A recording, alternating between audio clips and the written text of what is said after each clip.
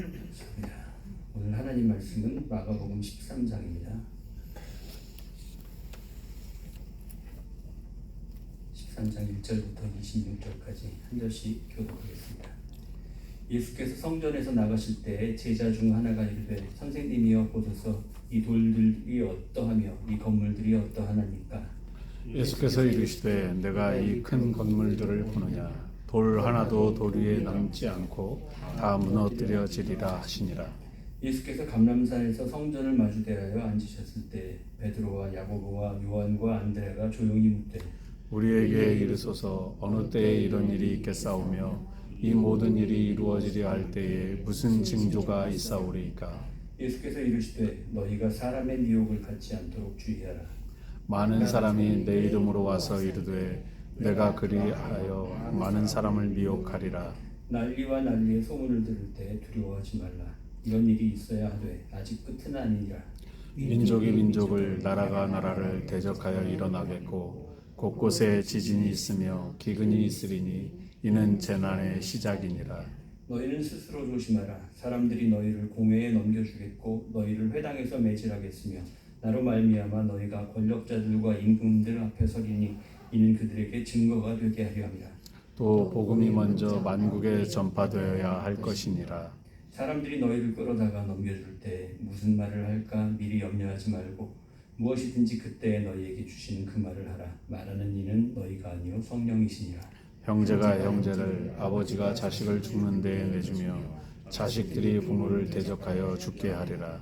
또 너희가 내 이름으로 말미암아 모든 사람에게 미움을 받을 것이나 끝까지 견디는 자는 구원을 받으리라. 멸망에 가증한 것이 서지 못할 곳에 선 것을 보거든 읽는 자는 깨달을진저 그때에 유대에 있는 자들은 산으로 도망할지어다. 지붕 위에 있는 자는 내려가지도 말고 집에 있는 무엇을 가지러 들어가지도 말며 밭에 있는 자는 겉옷을 가지러 뒤로 돌이키지 말지어다. 그날에는 아이 잃은 자들과 젖먹 있는 자들에게 화가 있으리로다. 이 일이 겨울에 일어나지 않도록 기도하라. 이는 그날들이 환난의 날이 되겠습니다. 하나님께서 창조하신 시초부터 지금까지 이런 환난이 없었고 후에도 없으리라. 만일 주께서 그날을 감하지 아니하셨더라면 모든 육체가 구원을 얻지 못할 것이거늘 자기가 택하신 자들을 위하여 그날들을 감하셨느니라. 그때 어떤 사람이 너희에게 말하되 보라 그리스도가 여기 있다 보라 저기 있다 하여도 믿지 말라.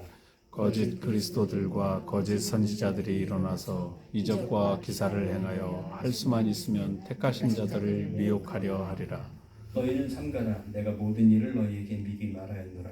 그때 그 환란 후 해가 어두워지며 달이 빛을 내지 아니하며 별들이 하늘에서 떨어지며 하늘에 있는 권능들이 흔들리리라. 그때 인자가 구름을 타고 큰 권능과 영광으로 오는 것을 사람들이 보리라. 마지막 때 두렵고 떨리는 마음으로 거룩한 말씀 받아 제 앞에 섭니다. 성령님만을 의지하오니 성도들에게 이 시대 하나님 이끄시는 시대를 분별하는 지혜와 능력이 모두에게 넘치게 하여 주시옵소서. 예수님 이름으로 기도하옵나이다. 아멘. 아멘. 할렐루야. 아멘. 영상 하나 또 보도록 하겠습니다.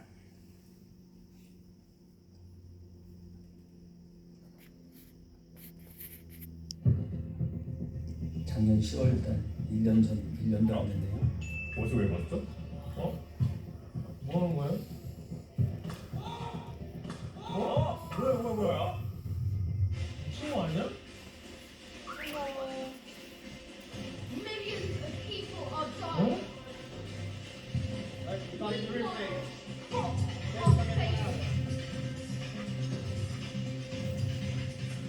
뭐야? 어? 뭐야? 응? Ladies and gentlemen, we are sorry for the interruption.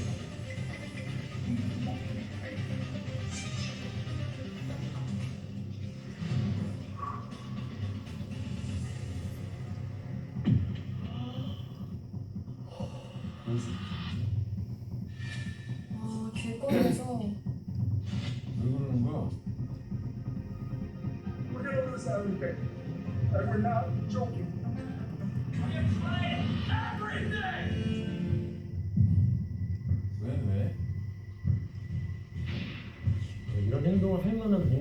있겠죠. 그러니까 명분이 있겠죠. 뭐 너무 궁금합니다. 그러니까 이거는 사실 그냥 봤을 때는 저 진짜 제정신인가 싶을 정도의 행동인데 목적이 뭔지 모르겠어요 일단. 예. 최근 세계 곳곳에는 지금까지 없던 이런 과격한 시위들이 자꾸 나타나고 있는데요. 이들의 목적은 단 하나였습니다. 바로 인류의 생존을 위해 기후 위기를 멈추기 위한 행동을 지금 당장 해야 한다는 겁니다. 기후 위기가 이제 더 이상 물러설 수 없는 벼랑 끝까지 왔다는 것을 알리기 위해서 이렇게 나선 나 것이죠. 그런 그 그림에다가 그런 테러를 가했다라는 게 좀 충격적이었어요. 근데 그렇게 큰 문화재를 망가뜨리는 건 파손되지 않았던 게 앞에 유리로 돼 있었기 때문에 아, 문제는 다행이네. 없는데 다행이다. 그냥 이제 어떤 액션으로 보여준 거예요. 네, 맞습니다. 그 시위 방법에는 논란의 여지가 있지만 현재 기후 위기를 넘어 기후 재앙이라는 말이 나올 만큼 심각한 상황이라는 점에는 모두가 공감하고 있죠. 그러면 대체 지금 지구가 어느 상태인 거예요? 지금의 지구를 사람으로 비유하면 말기 암 환자다 이렇게 이제 생각할 수 있죠. 왜? 그것도 온몸 곳곳에 암세포가 다 전이된 그런 상태로 봐야 됩니다. 아 진짜 지금까지 어떤 주적 네. 지난주에 모로코에 지진이 났는데 이 지진이 6.8 강진이에요. 1000명 이상이 지금 사망했고 계속 늘어나고 있는 중입니다. 그런데 지진이 나는 곳이 아니래요. 지진층이 아니고 지진이 안 나는 곳인데 지진이 나고 있습니다. 요즘 세상이 돌아가는 것을 보면서 저렇게 과학자들이 대부분 각자의 전공 분야에 걸쳐서 다들 입을 모아 지적하는 부분은 지구가 이제 갈 때까지 갔고 지금 뭔가 하지 않으면 이미 우리는 더 이상 얼마 못 버티고 마지막을 맞이한다 이런 얘기를 하고 있습니다. 지구 온도가 급격히 오르고 있는 것이 문제고 이거로 인해 지구 한계에 도달했다는 겁니다.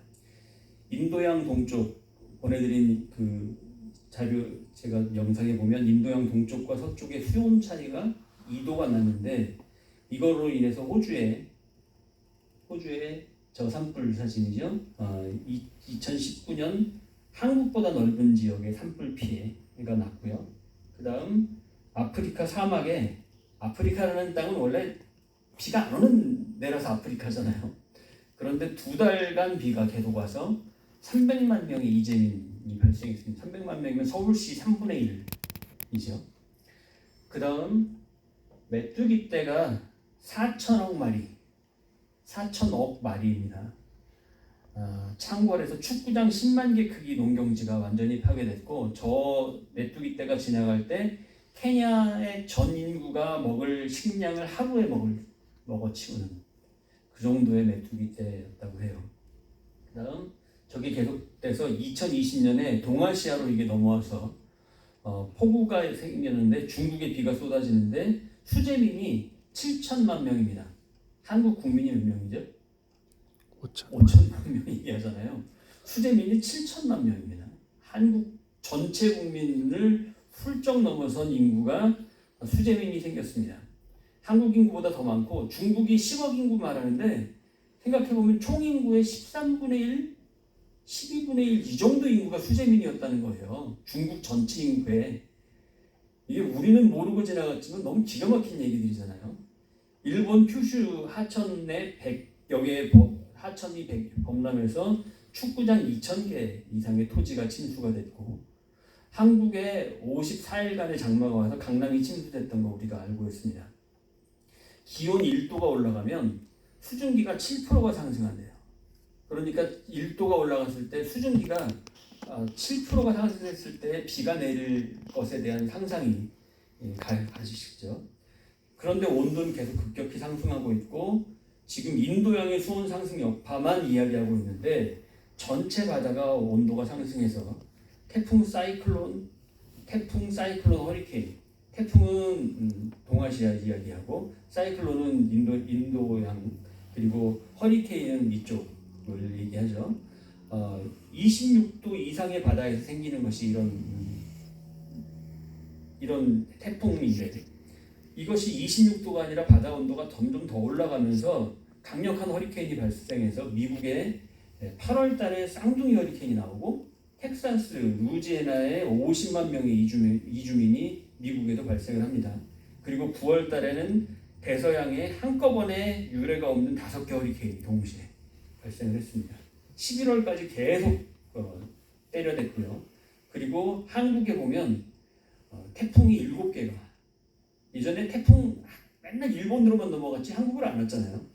근데 한국에만 한 해에 7개씩 들이닥치는 상황이 됐습니다. 북극 온도가 몇 도 정도 됐을까요?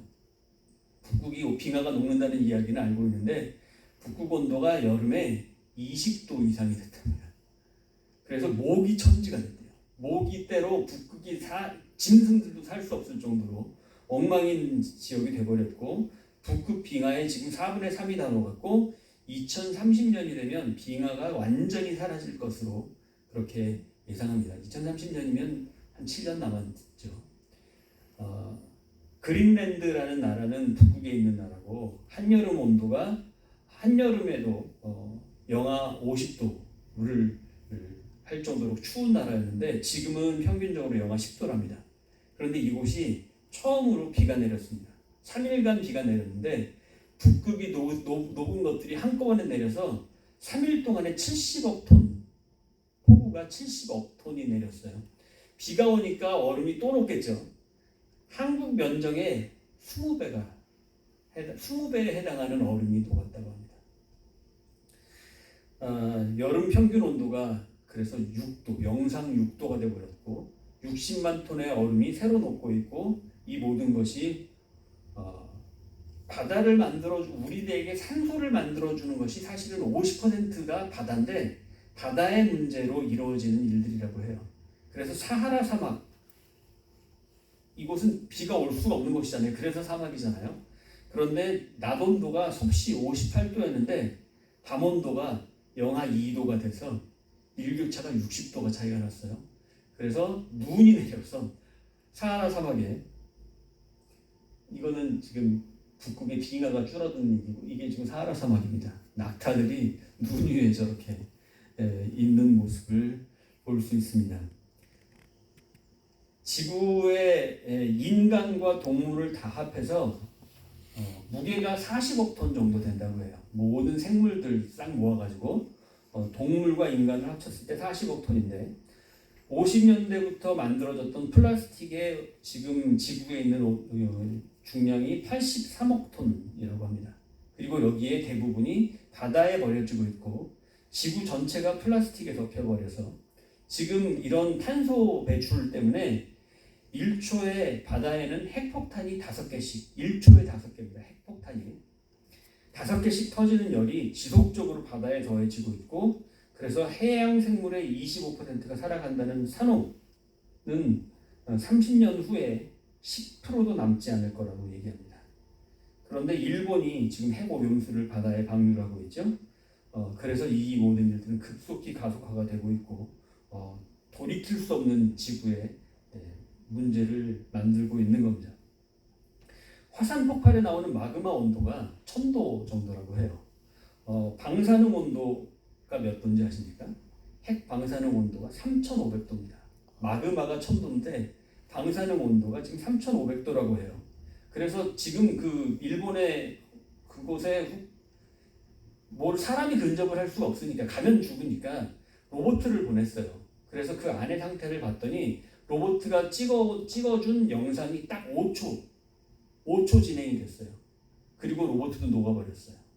그 안에는 콘크리트가 다 녹아있는, 콘크리트가 완전 녹아서 떡이 되어 있는 상황을 볼 수 있었고, 그 오염수를 폐로를 해서 그 원자력 그 핵 발전소를 폐로를 한 다음에 이 오염수를 처리해야 되거든요. 왜냐하면 그것들이 정상적으로 그래야 정수도 되는 거고 그래야 해결도 되는 거예요. 그런데 이거를 지금 온도가 로봇가 들어가서 5초 만에 녹아버리는 그 온도가 그대로 유지된 상태로 그걸 옮겨다가 물하고 좀 섞었다고 처리했다고, 그리고 바다로 지금 내보내다 보니까 물고기 떼가 떼죽음을 당하고 있고 지금 심각한 상황들이 벌어지고 있는 겁니다. 그런데 이런 모든 것을 일본은 속이고 있고 미국은 중국 죽이기를 하느라 모든 것을 눈 감아주면서 이에 동조해서 일본과 한국을 한미일 동조를 맺느라고 지금 온 세계를 파괴시키는데 일조하고 있는 것이 사실은 미국이 중심에 있다는 거죠. 2021년에 캐나다의 수온 온도가 56도까지 상승했다고. 수 바다 온도가 56도. 무슨 작부지도 아니고 작부지 온도가 56도까지 올라가나요? 해양 생태계가 파괴되고 있고 올해 7월 지난달 플로리다 앞바다에는 38도로 우리 체온보다 높아서 김이 모락모락 나는 바다를 보았답니다. 열대성 저기압이 26도 이상에서 발생을 하다 보니까 이제 태풍이 발생하는 일이 앞으로 너무 많아지고 전 세계적으로 태풍, 사이클론, 허리케인을 계속해서 발생할 겁니다. 그런데 사람들은 지금 아무 느낌도 경계도 없습니다. 설마 여태까지는 그런 적이 없으니까 에이 그게 정말 그렇게 되겠어. 그런데 지금 벌어지고 있는 일들은 다 그런 적이 없었던 일들만 보고 있습니다. 제가 여기 미국에 와서 4년도 안 됐는데 매년 지날 때마다 사람들에게 듣는 이야기가 여태까지 그런 적이 없었다. 처음 보는 얘기다. 라는 이야기만 계속 듣고 있어요. 우리는 너무 기후가 좋은 캘리포니아 중에서도 최고의 위치에서 이것들을 누리고 있지만 늘 20도를 유지했던 유럽 지역이 작년과 올해 여름 온도가 40도 이상 올라서 폭염으로 올해만 1,100만 명이 이상이 죽었다고 합니다. 동남아시아는 체감 온도가 50도가 기본이고 여름에 미국 동부의 수많은 지역, 텍사스, 플로리다 지역은 계속되는 폭염에 또 겨울에는 한파에 또 시시때때로 다가오는 허리케인으로 대단히 위험스러운 지역이 되고 말았습니다. 한국마저도 올해 더위 때문에 23명이 숨졌다고 뉴스에 나왔습니다. 이런 상황 속에서 사실 우리가 생각할 수 있는 게 뭘까요? 우리 모든 사람들의 마음은 그냥 별일 없이 무사히 넘어가길 바라고 지금처럼 그저 평안한 세상이 유지되기를 바라는 거죠. 하지만 너무 당연하게도 그럴 수가 없이 지금 세상은 흘러가고 있습니다. 그렇다고 미국이 달라질까요? 한국은 탄소 배출에 엄청 신경 쓴다고 하고 쓰레기 배출에 철저하게 노력하지만 그래봐야 5천만 인구입니다. 한국이 발버둥 친다고 해서 그러고 있는 게 참 안타까울 정도로 미국에 와보니까 이건 뭐 저희 아파트에서도 재활용 쓰레기하고 일반 쓰레기 버리는 구멍이 다른데 아래 보니까 가져가는 건 합해가지고 하나로 가져가더라고요. 아무 의미 없이 그냥 전혀 느낌이 없습니다. 미국 사람들 마스크 쓰라고 해도 자유를 박탈한다고 총 들고 데모하는 사람들이 쓰레기를 철저히 한국처럼 분리해야 된다고 하면 아마 미쳐버리지 않을까요?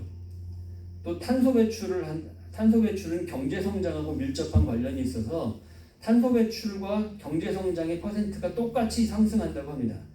특히 이 탄소 배출 중에서 우리가 생각하지 못하는 부분이 있는데 축산업이라고 합니다.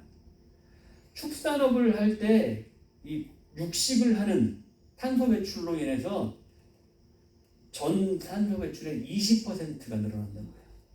고기를 먹는 것 때문에 탄소 배출의 20%가 늘어난다고 합니다.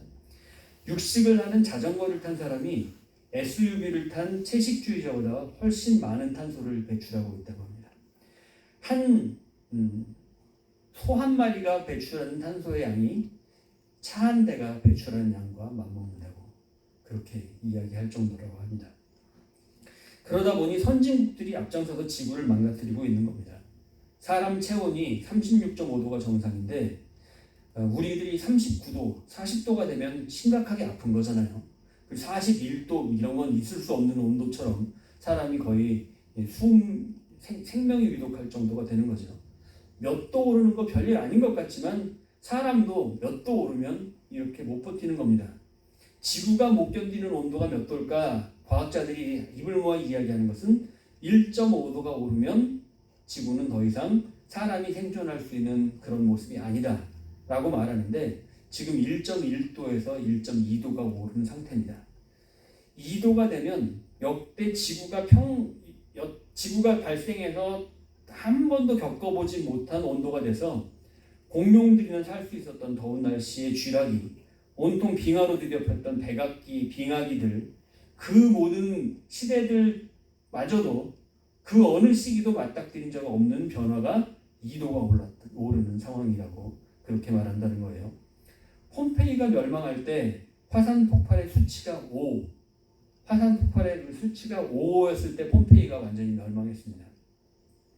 고려 시대에 백두산이 터졌을 때 화산이 7의 수치로 폭발했고, 우리가 잘 아는 또 옐로우스톤, 미국 오니까 다들 옐로우스톤 한번 가봐야 된다고 다들 얘기하던데, 지구 전체에서 최고의 화산 폭발이 일어났던 곳이 백두산과 옐로우스톤이라고 그렇게 이야기합니다.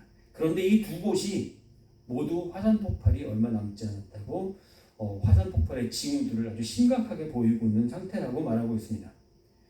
모두가 이런 날씨는 처음 본다고 쉽게 말하고 있지만 3년 전 탄소 저배출을 통해서 온 세계가 연합해도 2050년을 넘기지 못할 것이라는 예상을 했고, 파리 협약을 그래서 모든 나라들이 모여가지고 진행을 한 겁니다.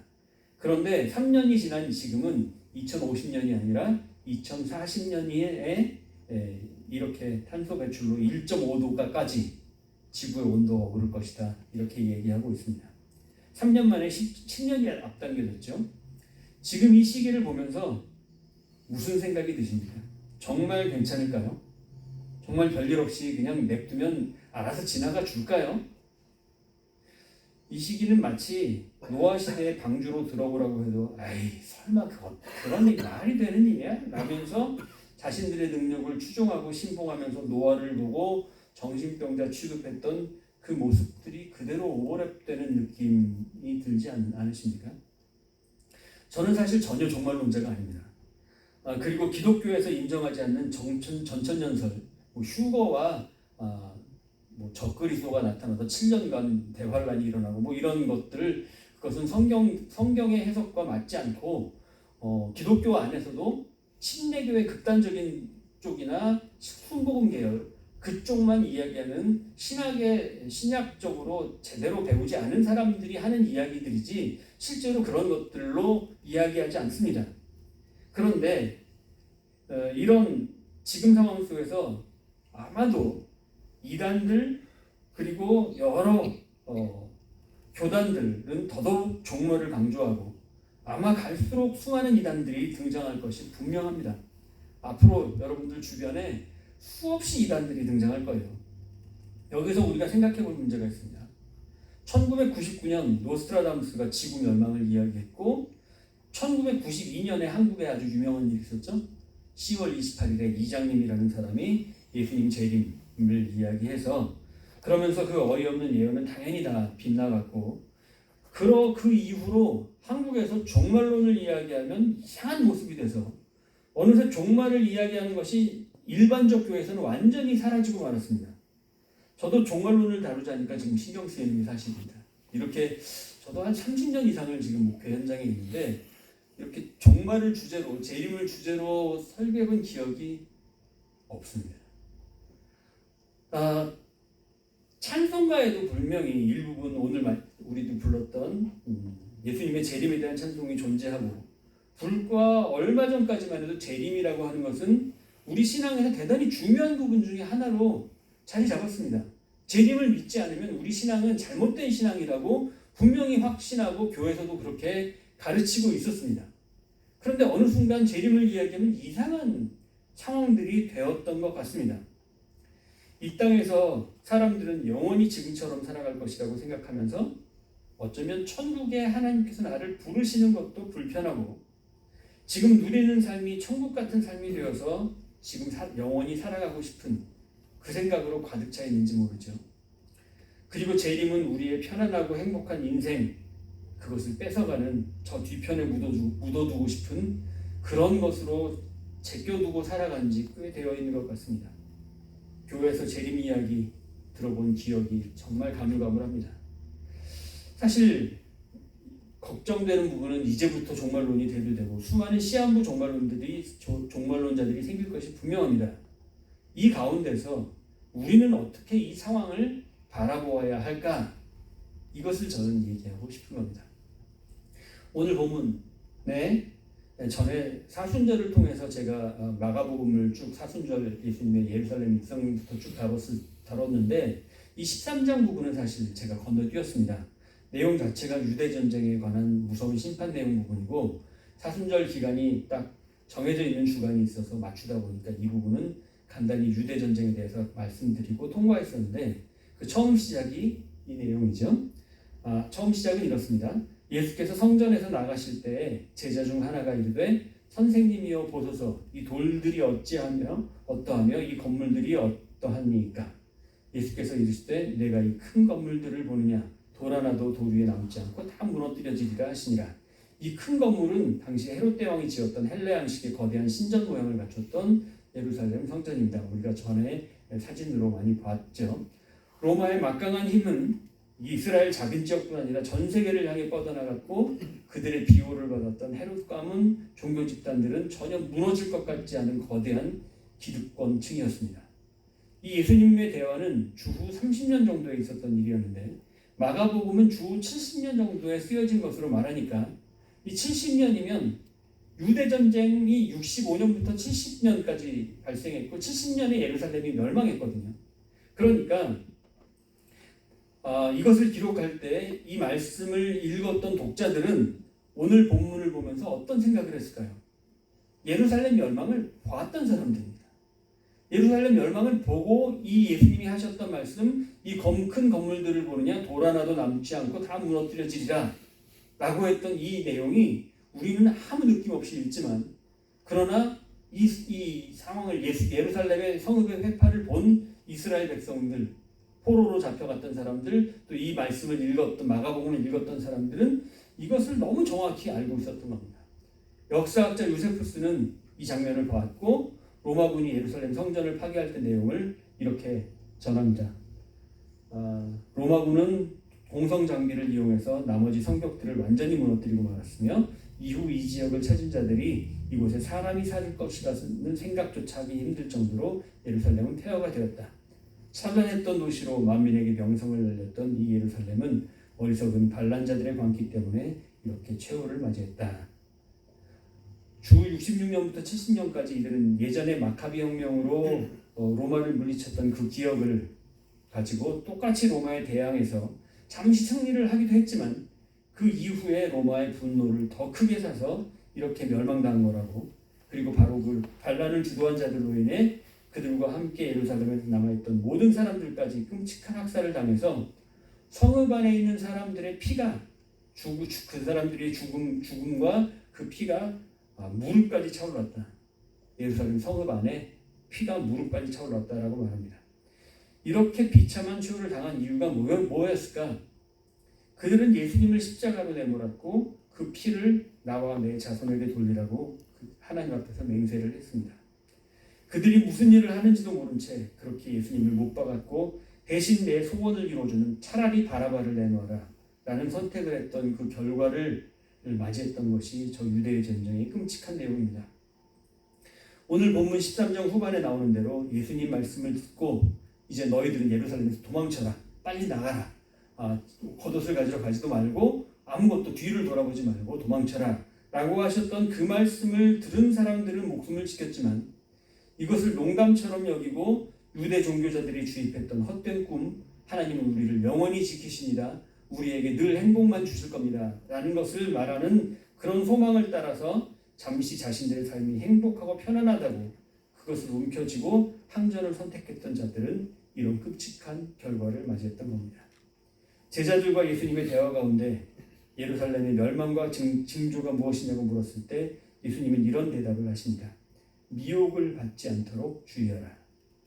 그리고 많은 부분을 말씀하시는데 대부분의 내용이 주후 66년에서 70년 유대전쟁에서 벌어진 일에 대한 예언이지만 그리고 14절 멸망에 가증한 것이 서지 못할 것에 선 것을 보거든 도망하라 라고 말씀하셨는데 요세푸스는 유대전쟁 당시에 포위된 상태에서 벌어진 예루살렘을 이렇게 말합니다. 당시 많은 예언자들은 강도들의 지시를 받아 주민들에게 하나님의 도우심을 받아야 한다고 거짓 예언을 했다. 이를 통해 탈주자를 줄이고 거짓 희망과 용기를 주어 희망에 집착하게 하고 그들은 거짓 선지자들과 사기꾼에게 미혹이 되어서 장차 다가올 멸망을 예고하는 명백한 징조들에 대해서는 주의를 기울이지도 않았고 믿으려들지도 않았으며 귀먹고 눈멀고 판단력조차 마비된 사람처럼 하나님의 경고를 무시했다. 이렇게 그 당시의 사람들을 이야기하고 있습니다. 유대 전쟁에서 예수님의 경고를 무시하고 거짓 선지자들의 희망만 선포하는 예언에 끝까지 예루살렘에서 버티고 있었던 사람들의 모습을 보면 지금 종말과 그리스도의 재림에 대해서 눈멀고 귀먹고 판단력조차 마비된 우리들의 모습을 본 것 같지 않습니까? 노아의 홍수도 소돔의 멸망도 예루살렘의 멸망도 다 같은 이야기입니다. 우리는 노아 시대에 살았다면, 그리고 소돔 성 안에 있었다면, 그리고 저 예루살렘의 성읍 안에 있었다면 그 모든 시대를 통해 구원받는 자리에 있었을까요? 노아 시대 우리는 노아의 방주 안에 들어가 있었을까요? 소돔의 멸망 그때 롯을 따라 나가는, 성 밖으로 나가는 사람일 수 있었을까요? 예루살렘 성읍 안에서 예수님의 말씀을 듣고 산 위로 도망가고 다른 데로 피할 줄 아는 예수님의 말씀을 믿는 사람들이 될 수 있었을까요? 이 마지막 때, 이 시대에 주님이 오실 그날과 노아 시대 소돔 예루살렘의 멸망과의 차이는 무엇이 있는 건가요? 예수님은 지금 오시면 안 되는 이유가 우리에게 확실하게 있는 걸까요? 오늘 주제가 대단히 불편한 이야기인 것은 압니다. 예수님도 저 마가복음 13장 말씀하실 때 제자들도 그렇고 대단히 다들 불편했을 겁니다.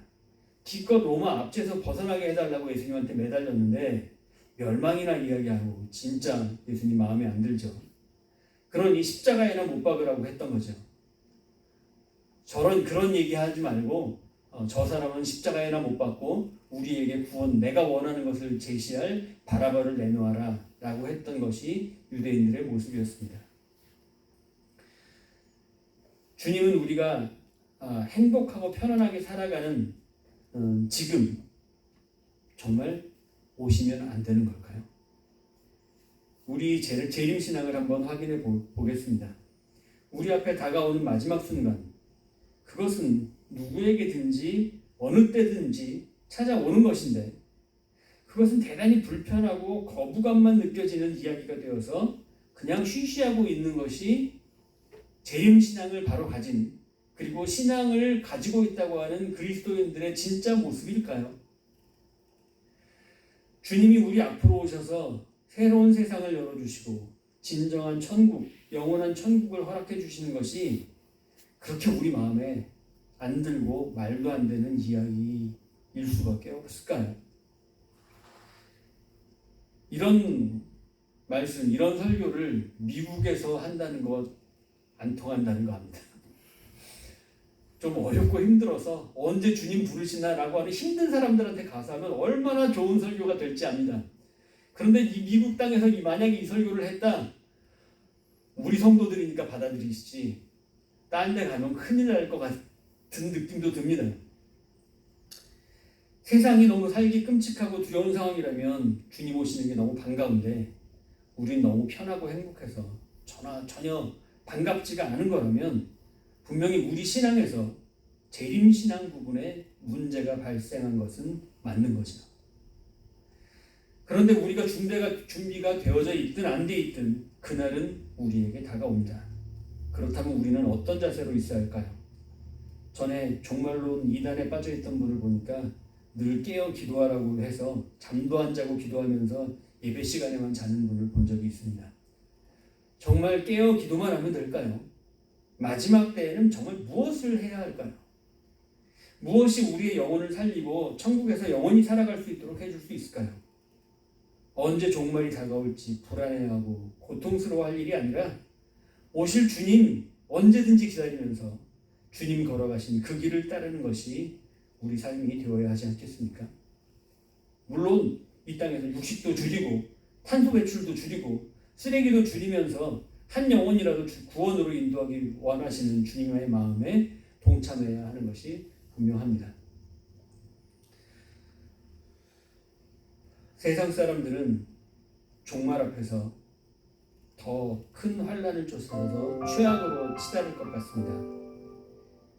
이때 우리는 한 영혼이라도 주님 앞에 인도하고 우리 주위에 많은 사람들을 위해 좁은 문, 좁은 길, 주님 십자가 지고 한 발자국 한 발자국 걸어가야 할 것입니다. 주님은 우리 구원이십니다. 우리 영광의 주님이시며 영광의 왕이십니다. 주님 다시 오실 그날 우리는 일어나 주님 앞으로 달려가는 모습이어야지 않겠습니까? 거꾸로 뒤돌아서 오지 마시라고 도망가는 모습으로 정말 구원을 받을 수 있을까요? 생각해보면 정말 이 시대에 주님이 오실 때 주님을 기쁨으로 맞이하며 마라나타 주여 어서 오시옵소서 외칠 사람이 이 지구상 78억 인구 중에 정말 14만 4천 명이 될지 모르겠습니다. 언제 주님 다시 오실지 모르지만 오실 주님을 소망하면서 내가 누리는 그 무엇보다 주님과 함께 천국을 살아가기를 소망할 때 우리는 진정한 구원과 소망을 맛보게 될 것입니다. 진심을 담아서 한번 고백해 보시겠습니까? 두 손을 가슴에 얹으시고 깊이 고백해 보세요. 마라나타 주님 오시옵소서. 마라나타 주님 오시옵소서. 한 번 더 마라나타 주님 오시옵소서. 하루를 살아도 천국을 기대하며 소망하며 주님 기뻐하시는 생명을 사랑하고 섬기면서 그들의 구원을 위해 십자가 지며 살아가는 복된 성도들 되시기를 주님의 이름으로 간절히 축원합니다. 내 사모하는 주님, 내 사모하는 주님, 온 세상 구주시라. 내 사모하는 주님, 영광의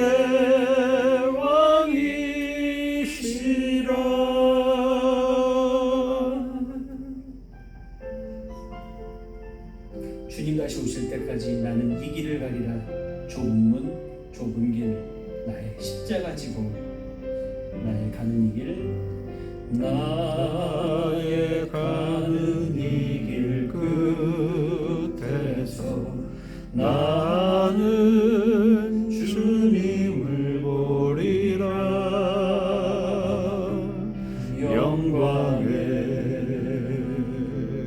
내 주님, 나를 맞아주시리. 아멘. 주님 다시 오실 때까지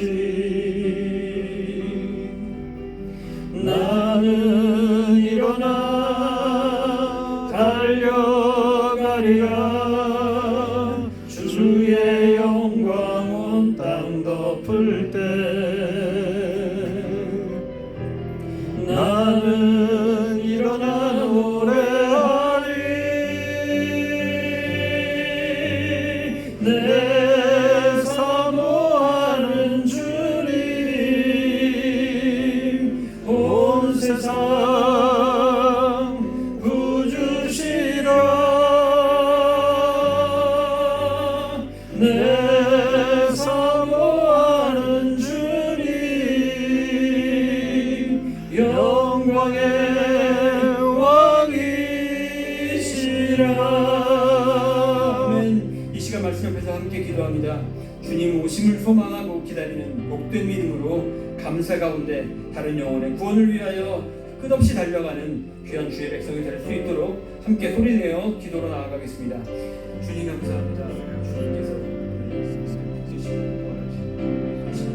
새로운 기회로 하시고 하나님의 보여주고 계십니다. 우리는 그저 이 땅에 이것을 내 것이라고 하십니다. 꽉 뭉켜지고 살아가는 거리에서 벗어납니다. 주님 용서 주시옵소서. 우리에게 빨리 주시고 마지막으로 주님의 오심을 마라나타 주시옵소서. 외쳤습니다. 주의 백성이 되게 하여 주시옵소서. 주님 보시기에 심히 좋으신 세상을 너무도 한없이 망가뜨리고 살아가는 우리를 보시면 참으시고 또 참으시는 주님, 한 영혼이라도 더 돌아오도록 기대하시고 끝없이 기다리시는 주님의 사랑의 손에 붙들린 주의 백성들에게 천국의 소망을 부어주시기를 소원합니다. 하나님의 나라를 소망하도록 기회를 주시고 헛된 욕망을 붙들고 영원할 것처럼 살아가는 어리석음 벗어 던질 수 있도록 용기를 허락하여 주시옵소서. 하나님의 나라가 이 땅에 임하는 통로가 되도록 세우셨사오니 주님 십자가 붙들고 바른 길 가게 하시고 그 뜻 쫓아서 순종하며 지금 이 순간도 천국으로 살아갈 줄 아는 은혜를 허락하여 주시옵소서. 감사와 찬양을 드리옵고 예수 그리스도의 이름으로 기도하옵나이다. 아멘.